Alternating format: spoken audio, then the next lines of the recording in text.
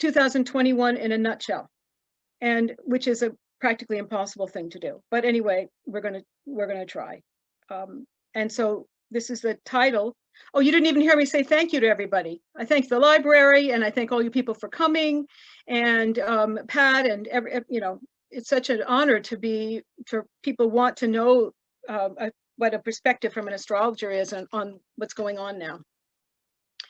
So thank you for allowing me to come here. So I don't know why this is from the beginning. Okay, next. So we had in 2021, I'm missing this little slide, but anyway, we're going to start here. I'm so sorry. I'm missing a slide about, I wanted you to understand that planets work in cycles, and that because of the planets orbiting around the sun, and that things that happened in 2020 don't necessarily, because we turned into 2021, doesn't necessarily mean that that it's going to be completely different. It's just these things have continued on. And so I'm starting the program, the presentation, with where we left off in 2020. And this was with this major, January 9th had the news from China that this pandemic was occurring. And the Saturn and Pluto conjunction occurred in January 12th of last year. And I'm just showing you this this graph. I won't go into this too much. I know this probably makes a lot of people a little freaky, but this is just the planets in signs of Capricorn, and they were operating, planets orbit around the sun. And when they orbit around the sun, they change signs, they change places where they were. And the biggest changes in our lives have come when the planets change signs.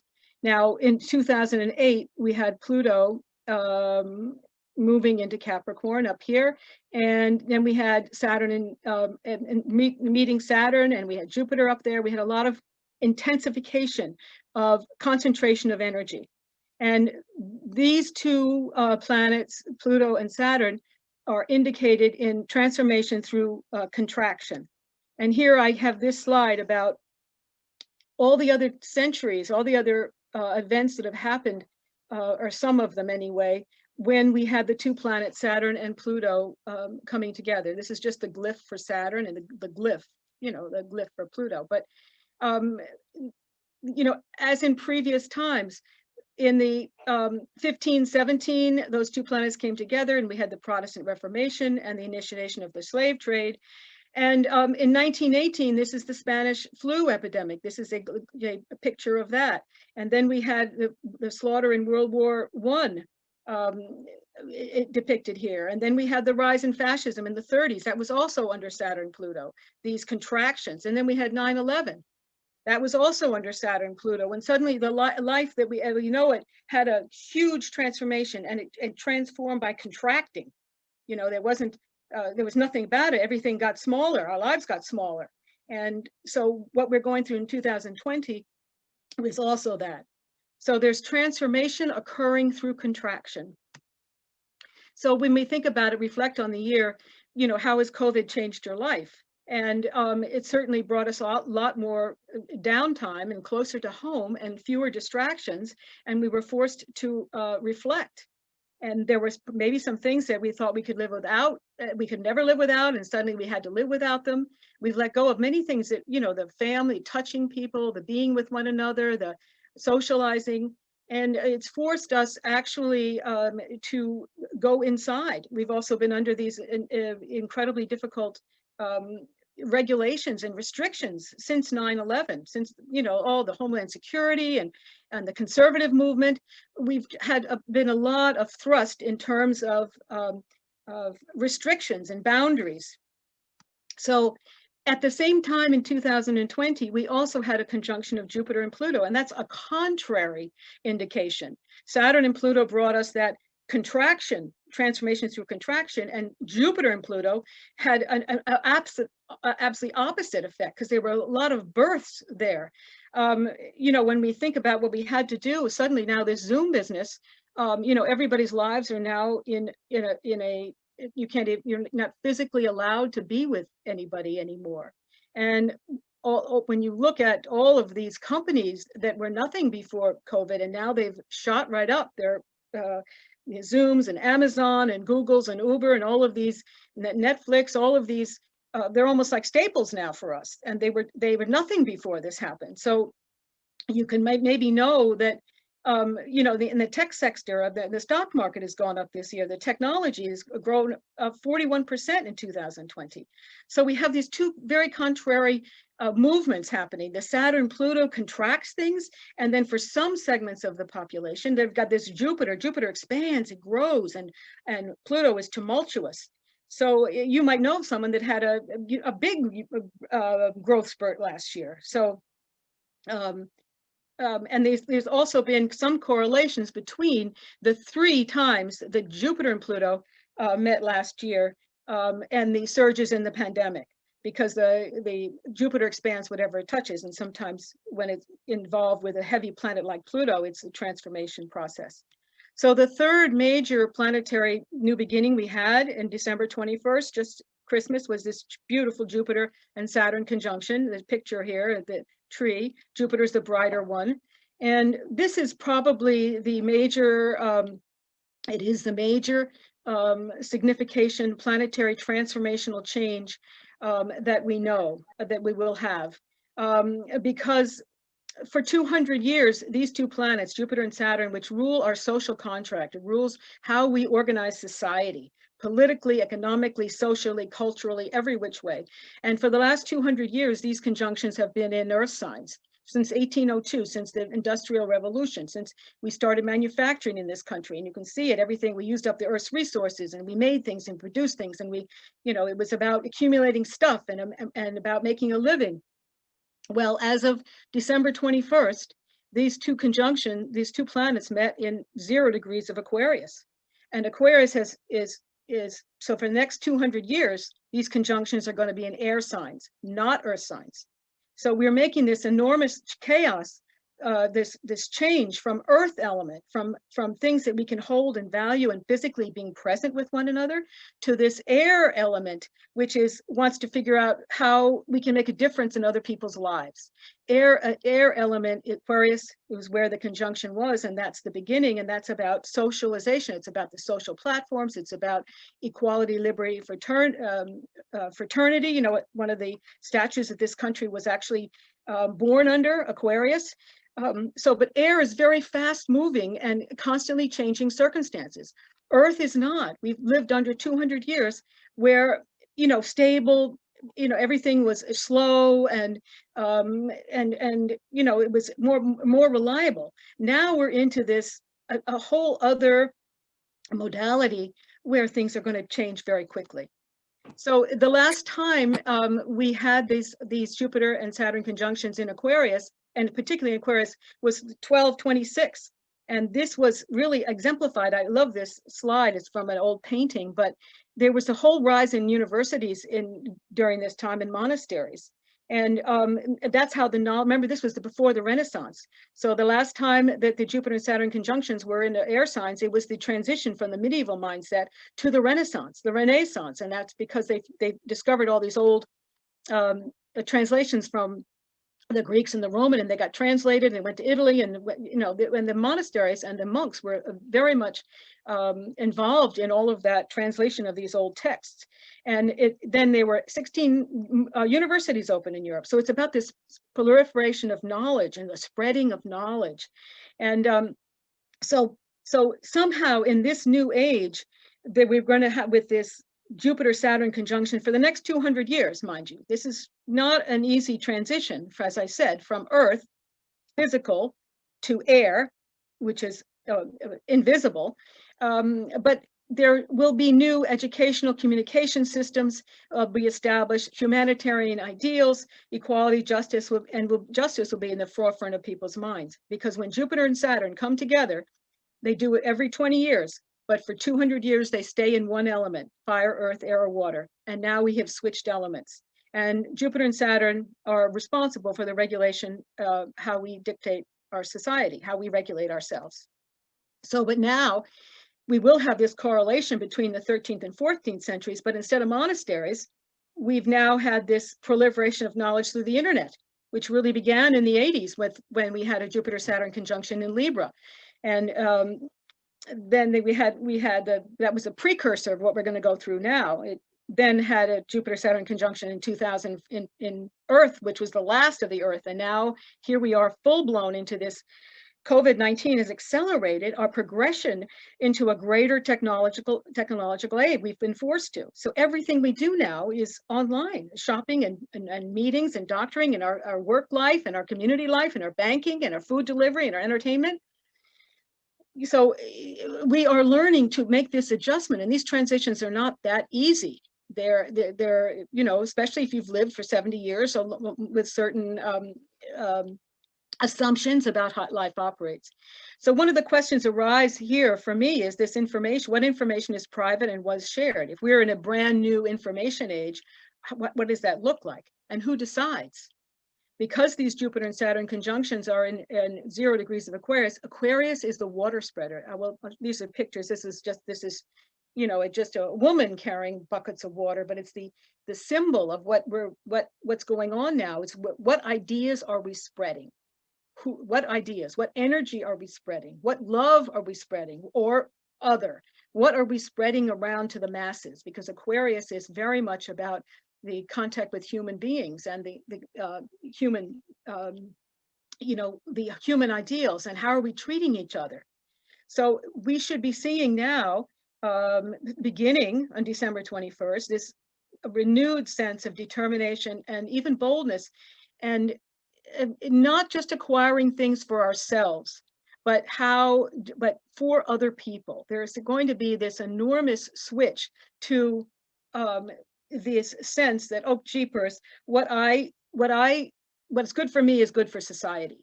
And that's what we're going to see. This is the picture of the stars that are in the Aquarius, the constellation up in the sky. So this, we are going to see in 2020, the very beginning of a new social, political, economic, religious order. And we're going to push towards more greater equality. I mean, you see that everywhere now. What happened in 2020 with the Black Lives movements, with the democratization, this beginning to face maybe one of our sins from the past, we really didn't treat those people very well. It's becoming right into mainstream now, all the stories of, which was very suppressed for a long time. So this whole Aquarian energy is moving very rapidly now, and will be really accelerated when the planet Pluto, the big gun, moves into Aquarius in 2024. So also this thing, I thought this was so interesting, because instead of creating monasteries, we've created pods. And the mask symbol, wearing masks, is a very interesting symbol for what we're going through, because we're all in this together, but we're all wearing masks. And but we're all doing that. But it's a kind of an individual thing. I can't be with anybody else, but yet I'm with everybody else that's doing wearing the mask. So virus spreads through air.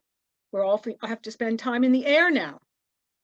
This is every place you look. If you know where to look, you can actually see these developments occurring.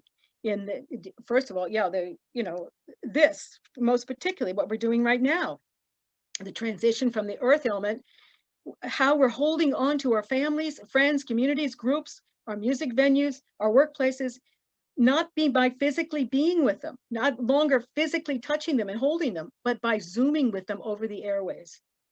This is such a signification of what's going on, the transition from something to hold with your hands into something that you believe, an idea that you have. And that's the transition that we're involved with. Now, for the Greeks, the planets were gods, and they were always battling each other for control. And so the planets can be seen that way, and we are saying that there's a connection between what the planets are doing in the skies and what's happening on Earth. That's the way the ancient Egyptians understood astrology. When the Nile rose, its in its banks, they knew it was time to seed, and that was when the star rose up on the eastern horizon. They saw the connection directly between what was happening in the sky with what was happening on Earth, and therefore that was connected to what they were going to do. They knew when that star rose, the Nile was going to flood, and they had to seed their crops. It was all very much connected, and that kind of connection is what we're striving for as human beings, this kind of connection to something higher. Now, in 2021, there's another player already on the stage. This is a Roman mosaic of Uranus, the sky god, and here he is with all the zodiac around him. But Taurus is, since March of 2019, Uranus, the planet of the unexpected, and he's connected with Prometheus. Prometheus was the god that stole fire, or the half god that stole fire from the gods and gave it to the human beings. And Zeus got really mad at him for that. But Uranus is the usurper. He's the one that wants to change. He's the one that has the invention. Technology is under this Uranus. And when Uranus runs into Taurus, Taurus is about our physical body, about our values. It's the earth, what we hold dear, our relationship to our physical surroundings and our money. And Uranus is upsetting. It's like completely opposite. Uranus wants this change and innovation, and Taurus wants to keep things the way they are. So this is just a list of things that I put down in terms of Earth awakenings that are going on between 2019 and 2025. And you know yourselves, the pandemic has brought total changes in everything in our lives completely.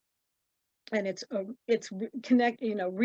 reforming our relationships with everything, with our urban life, more outside spaces. We have to be outside more. The food chain, remember the beginning in March, the food chain was the supply chain was completely broken, and still is. And the people moved, they changed where they were living, and our relationship to the earth there is awakening. If you watch the stock market channel, not to make money, but to actually see where the money is going, what these new companies that are doing. I was blown away. We're doing this Zooming business, but there's somebody behind the Zooming that's actually making us able to do this. And all these technological companies are, they're the forefront of what we're going to be, about, and including all the privacy, the systems that are helping everybody work at home and not have all their information flood all over. But so we're changing in banking. If you think about we're becoming a cashless society. Taurus rules our money. So and what we value. So we are in this time, this Bitcoin business. It was $7,000 in the beginning of the year, went to $31,000. PayPal and Square are now taking Bitcoin. That isn't even, has no relevance. It's mined by computers. It has nothing to do with anything physical anymore. This is a huge understanding of what we're dealing with, this whole cashless society. We're also seeing the more diversity in the workplace, with the Black Lives Movement, with George Floyd's modern lynching of what we actually all saw, how horrifying as that was. So we're going to see all these kind of disruptions, because Uranus is a disruptor, and in Taurus, our money system and what our values, what do we hold dear? Another thing which I think is really interesting is there's a whole nother brokerage exchange called Robinhood, and these are millennials. Millions of millennials are getting involved in the stock market, and through this Robinhood brokerage, it's an app on your phone. There's no commissions or anything like that. But there's this awakening to these kids. So this is the way we want to have, we deal with our money. We want to, they're making huge bets in the stock market. And really, and these bets that they're making in the stock market are not based on earnings and profits. They're just, it's a completely different, there's nothing physical about what they're doing, the way they're doing it, and who they're putting their money into. But so we're going to see these technologies that are going to save the planet. I mean, these inventions that these young kids are doing to clean up the plastics and to feed the oyster bedding and all of this, these new technologies that are hopefully going to prevent the dissolution of the planet. So we said before, when the gods, the Saturn and will come to meet Uranus 3 times in 2021. So this is another, Uranus is in Taurus, is stuck in Taurus, but you've got these other Jupiter and Saturn that are moving into Aquarius now, and they're going to combat. It's like the old guard is facing challenges from the new wants to come in. It's like the old king is having a hard time leaving the stage. The Saturn, the conservative, the people who don't want change, and they're running up against Uranus, which is the reformers who are not satisfied with the status quo. This is going to be the major tension of the year as we try to work out new power structures, because that's what it's all about too, and out of a new belief system. So these are the dates of the February 17th and June 14th and December 24th, where these 2 planets become they're tightly. Doesn't mean that those are the only times we're going to experience it, but you can see this thread of old versus new, the status quo versus the progressive versus the usurpers. And this will extend into 2022 because that last date is in 2022. But by then, we should have figured out the balancing of the freedom versus the structure. Saturn is your structure and Uranus is your freedom. Now, we had this square in 1928 to 1933. So this massive unemployment, which we're having now, and the market crash in 29, but it triggered the New Deal policies of FDR. That's the most important thing to remember, that the crisis that we're going through will have, with our cooperation, a positive outcome. Astrologer Rick Tarnas says that the combining of these 2 planets, Saturn, structure, rigidity, don't change, and Uranus, the reformer, will coincide with an exasperation of tensions between authority and rebellion. Here we go. We see this today. Order and freedom, structure and change. We're already in the midst of this. So as I say, the balance we'll get that balance, by October of 2022. So we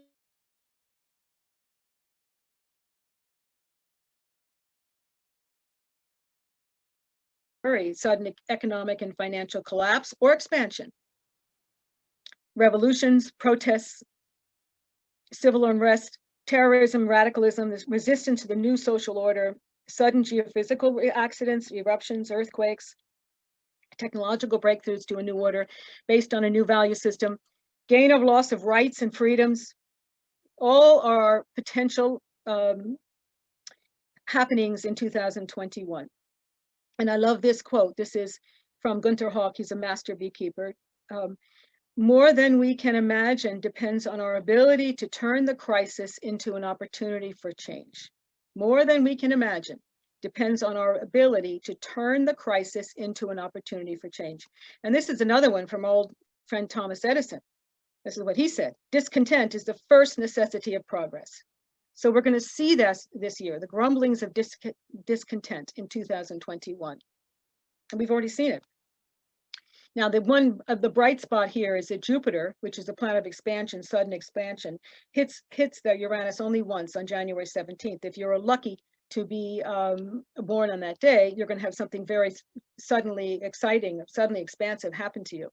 But the point is here to kind of free yourself from any inwardly old mental patterns of negativity and fear. This is where each of us has a certain responsibility, because Mars is moving into the fixed signs, and these are going to be the most troubling times of the year. And they started tonight, 5/27. Mars went into Taurus. He's been in the same Aries for 7 months.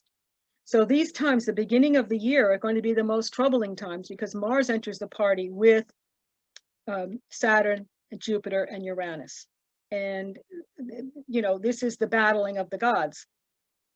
Also Mars in Leo, June 12th to July 30th, and Mars in Scorpio. The November time period also will see eruptions.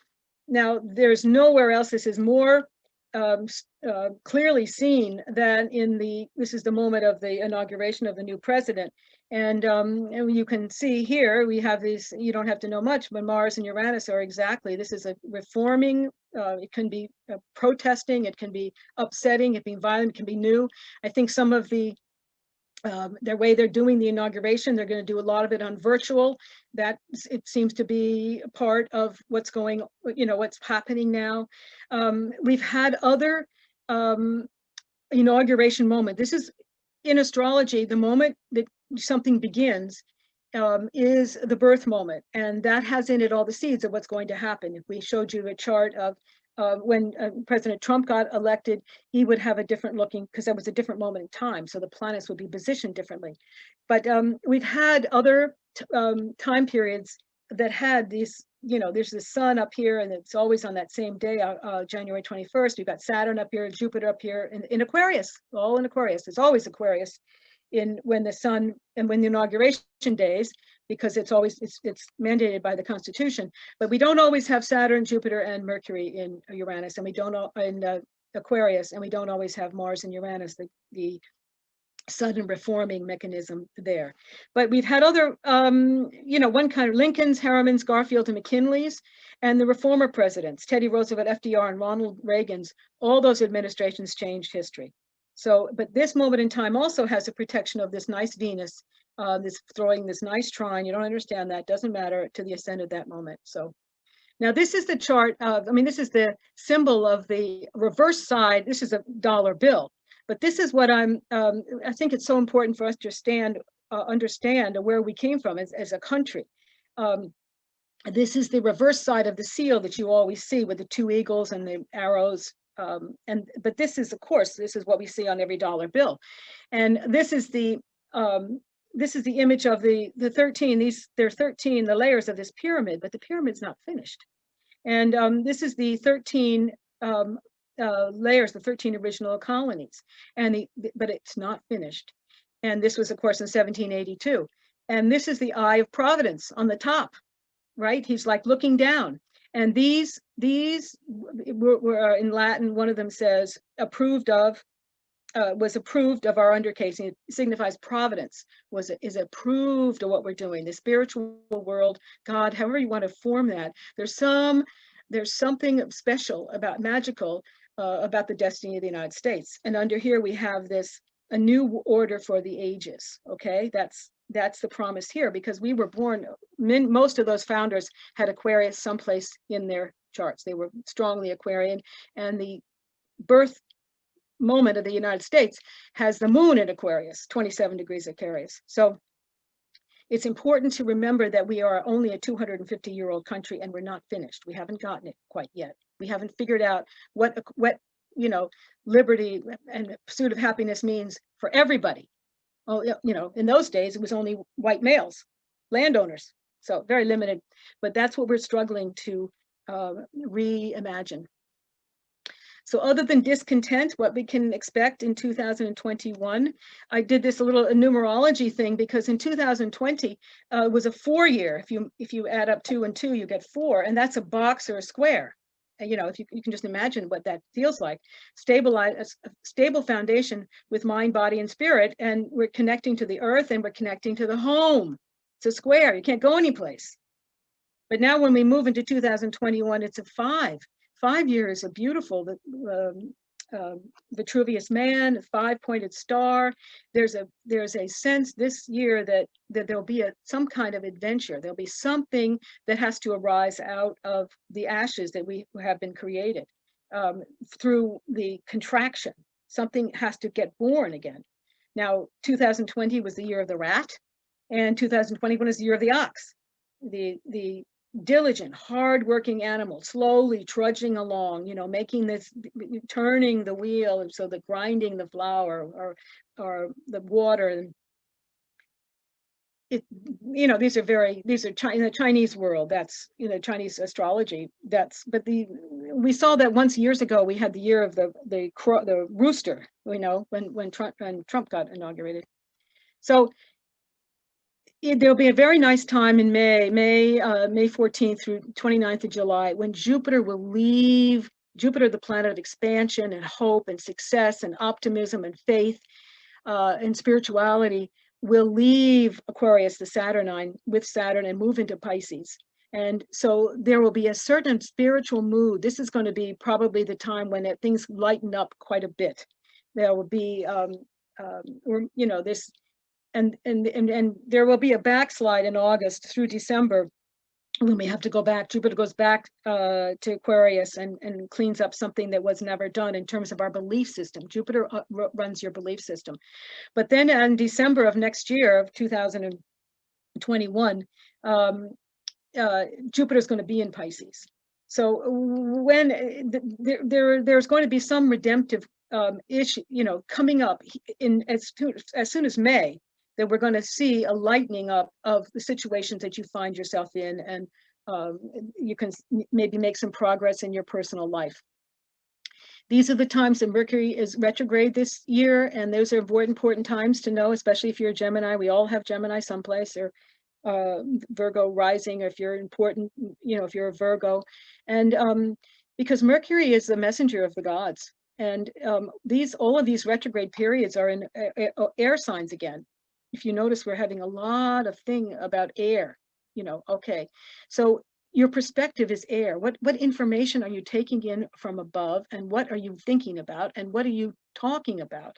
And your belief system. This is all very, very important for this year. If your mind is hate and resentment and anxiety and worry and everything, it's going to be much more difficult for you to cope for these, because we are changing frequencies here in terms of the Earth, what's happening on the Earth.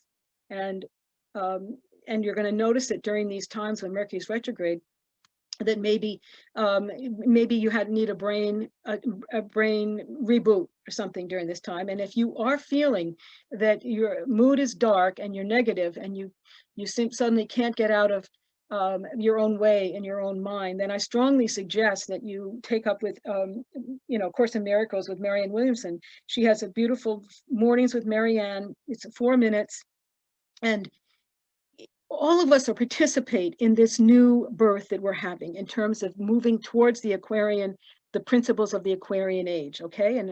And we all have to participate in that. It's not something that comes out of the sky.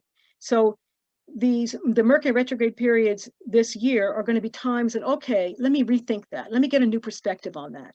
And the challenge is for all of us is to really reflect on whether the belief system that you're running with that is actually true, because it might have been true for your entire life up to this time, but it's not true any longer because we are in this big transition. So my point here, one of my points here, is that the future doesn't exactly come down from on high. The generations, these are the since 1925, the different generations, and we've all heard about that: baby boom, Generation X, millennials, Generation Z, and the first one's a traditionalist. So what happens is how things actually do change is that, and you can have a Generation X person or a baby boomer who is able to connect with the modern mindset, but it's basically the Generation Z, those kids born 2000, 2015, that have the mindset, they have the planetary patterns in their natal chart that are the receptors for what this new age is all about. And it's important to understand that every generation, and you probably know that if you've lived, in the decades, every generation brings a new set of, they bring something to the table, and then they walk off. I know in my baby boom generation, we had to tune in and drop out and take acid and psychedelics to actually create this new world, because we were living in such a world with the Vietnam War and J. Edgar Hoover, and you have a sense of hope, and then somebody would get assassinated, and we don't have that in us to actually create the world. We had to imagine it through drugs. But now this Generation Z actually has what the promise, the fulfilling of the promise of the flower children, the baby boomer generation. We actually want a world that actually lives with those principles, and that's what we're moving towards.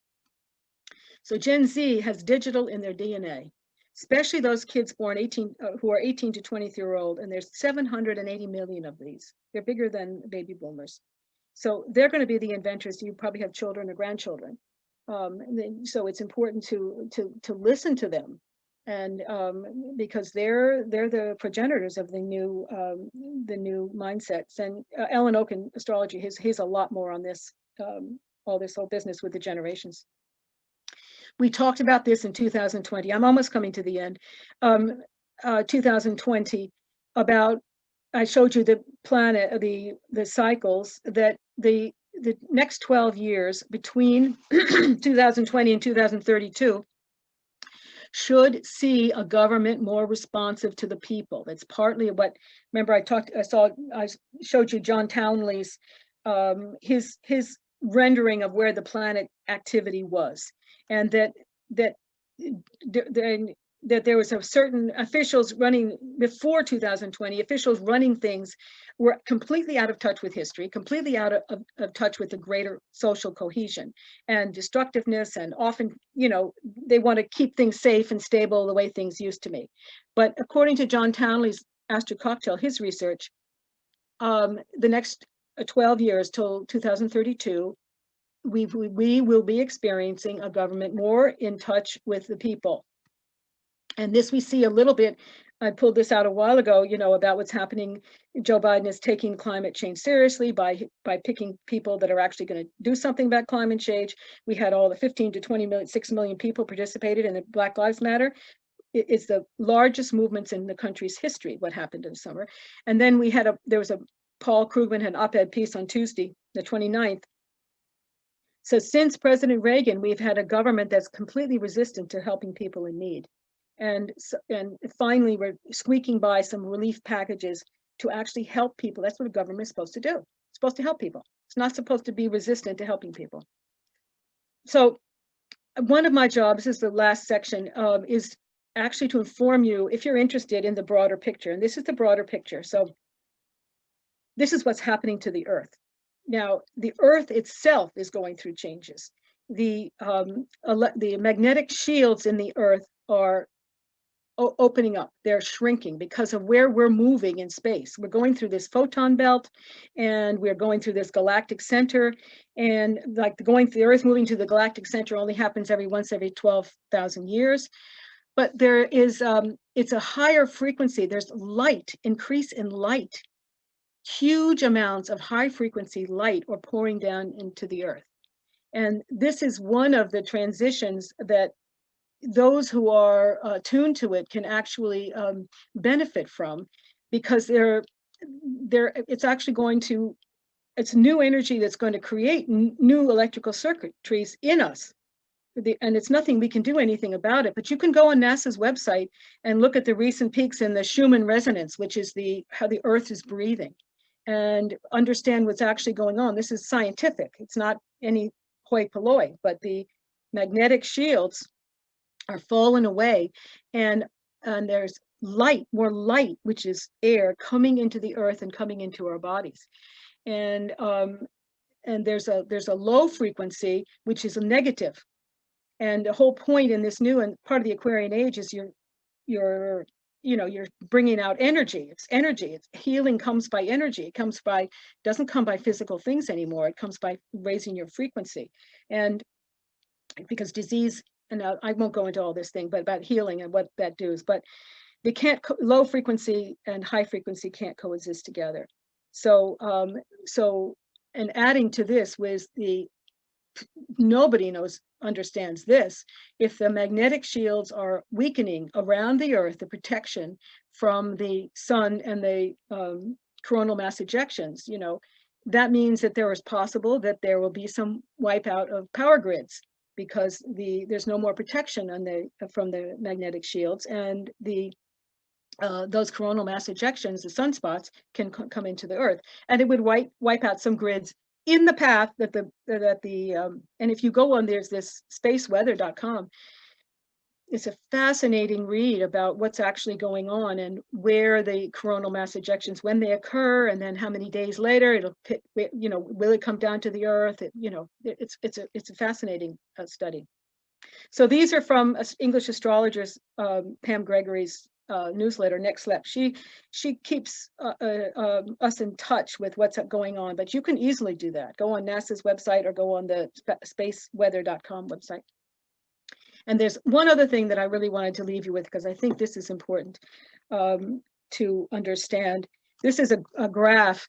He was a French astrologer, and he did another study of the planets, and he's called the cyclical index.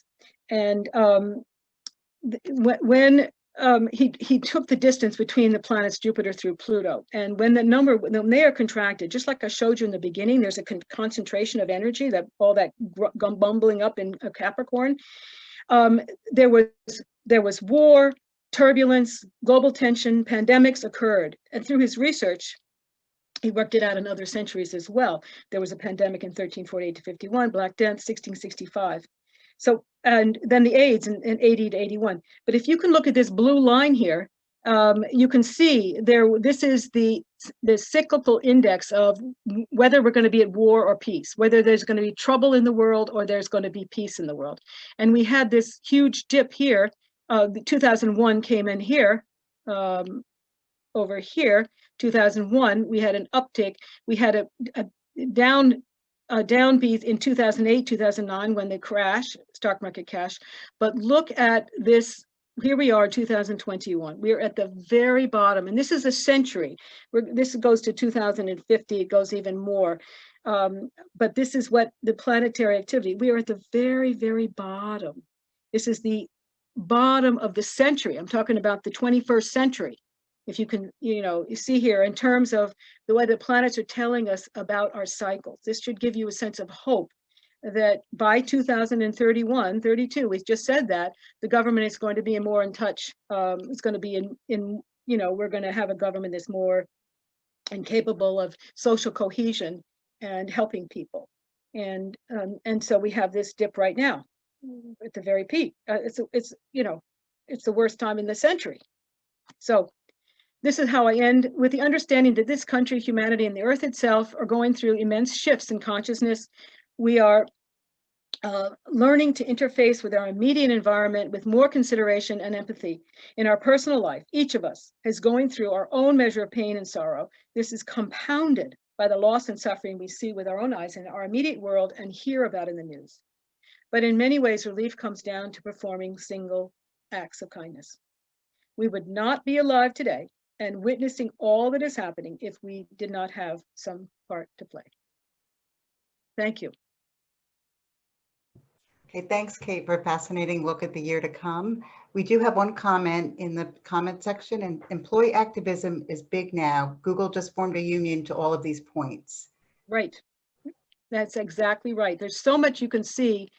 That's right, the unionization. So much you can see when you read the news. Once we have talked, once we have, I've reminded you of this, then you're going to be able to, you'll be seeing it every place you go, in your family, in the supermarket.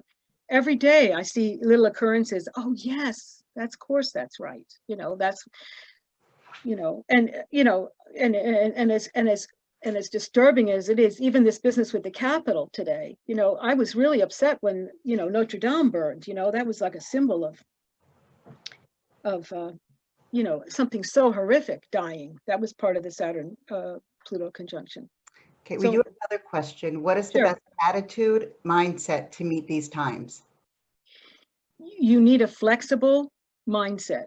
You need to not, stay in the present moment, completely in the present moment, in a state of gratitude and reverence and prayer, and because everything changes.